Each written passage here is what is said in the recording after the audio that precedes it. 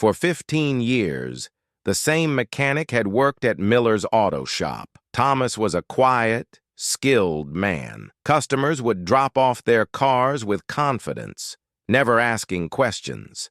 Until the day young Danny got injured in an accident and Thomas rolled up his sleeve to help. Danny froze when he saw the faded tattoo on his arm. EOD, Explosive Ordnance Disposal. The mark only carried by the most elite bomb disposal experts. Miller's auto shop sat on the edge of town, a small garage that had been serving the community for decades.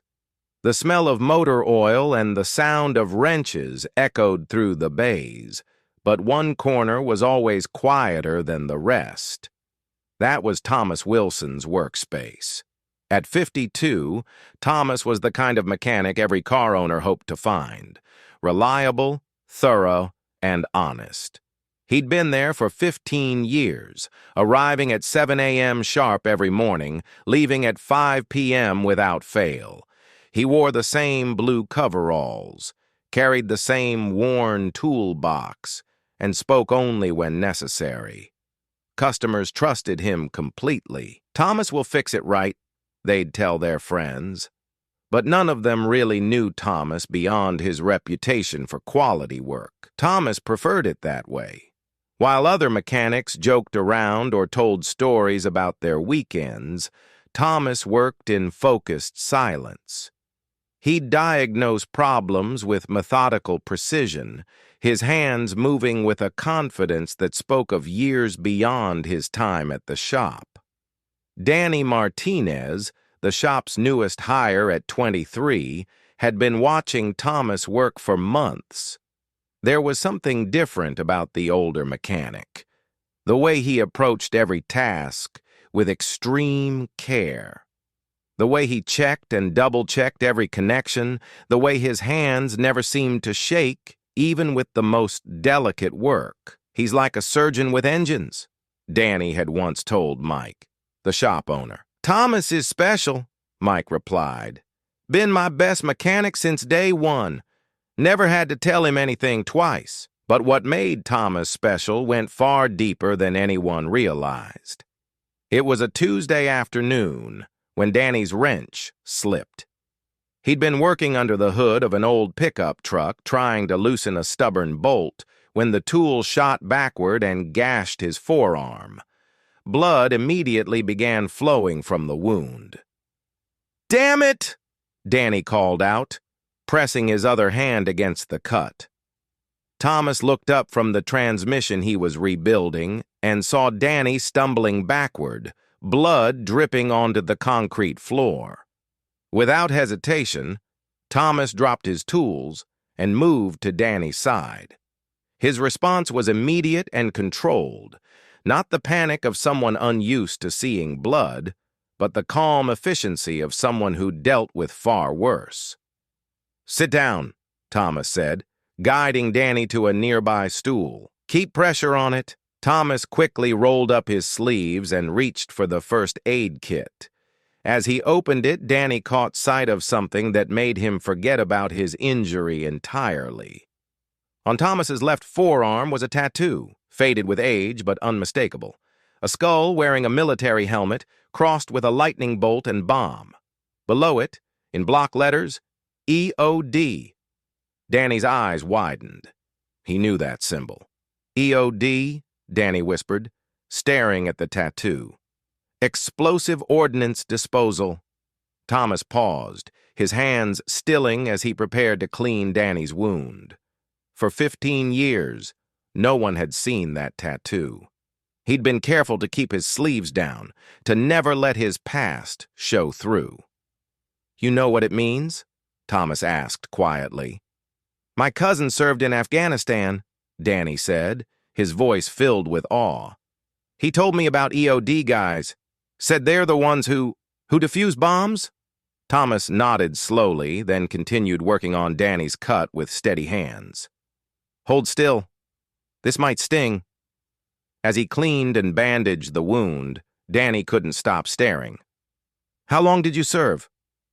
12 years, Thomas said. "Army. Did 3 tours in Iraq, 2 in Afghanistan. Mike, the shop owner, had heard the commotion and walked over. When he saw Thomas's exposed tattoo, his mouth fell open. "Thomas," Mike said slowly, "you never told me you were military?" "You never asked," Thomas replied, finishing the bandage on Danny's arm. "There. That should hold until you can get it properly looked at." Danny wasn't ready to let it go. "EOD, that's like the most dangerous job in the military, isn't it?" Thomas stood up, automatically rolling his sleeves back down. "It had its moments." "How many bombs did you defuse?" Danny pressed. Thomas was quiet for a long moment. Mike and Danny waited, sensing this was territory Thomas rarely visited. "Too many to count," he finally said.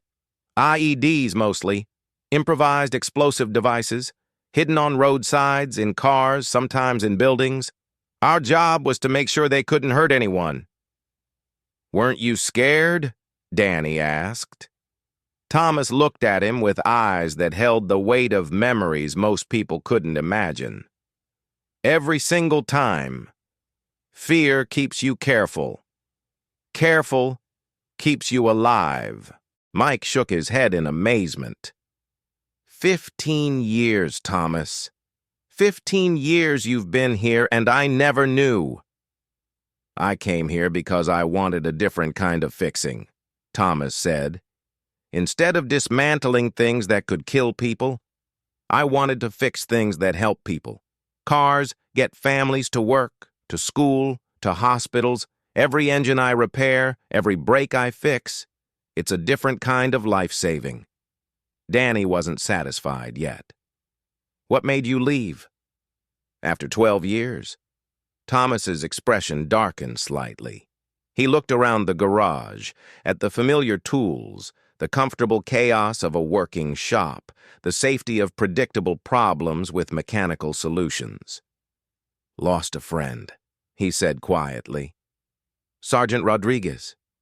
We were clearing a market in Fallujah. Thought we'd found all the devices, but—" He stopped, his jaw tightening. There was one more, hidden better than the others.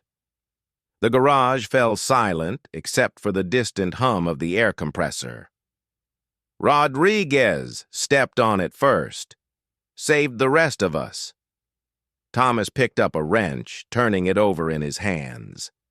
"After that, I couldn't—" The pressure of knowing that one mistake, one missed wire, could cost lives. It got to be too much. Danny felt a chill run down his spine. He'd been worried about a cut on his arm, while this man had spent years dismantling death with his bare hands. "I came here for the quiet," Thomas continued. "For problems that don't explode if you're wrong. For work where the worst thing that happens is someone's late for dinner." Word spread through the small town within days. The quiet mechanic at Miller's auto shop was a war hero.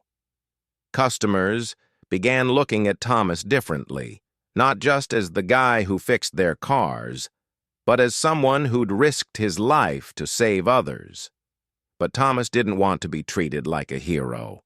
He continued showing up at 7 a.m., continued working with the same methodical precision, continued preferring the quiet.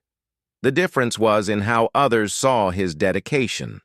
When Mrs. Patterson brought in her old sedan, worried about strange noises, Thomas spent an extra hour making sure every bolt was perfect. "Safety first," he said, as he always had. But now people understood the weight behind those words. Danny became Thomas's unofficial apprentice, not just learning about engines, but about the kind of attention to detail that had once meant the difference between life and death. "You taught me something," Danny told him one afternoon. "What's that?" "That being a hero isn't about what you used to do. It's about how you do everything." Thomas smiled, one of his rare, genuine smiles. "Just fix it right, Danny." That's all any of us can do. As Thomas looked around his garage, at the cars waiting to be repaired, at the tools that helped instead of destroyed, he realized he'd found something he'd been searching for since leaving the army. Peace. Not the peace of a world without danger, but the peace of a man who'd found a way to keep serving without carrying the weight of life and death on his shoulders.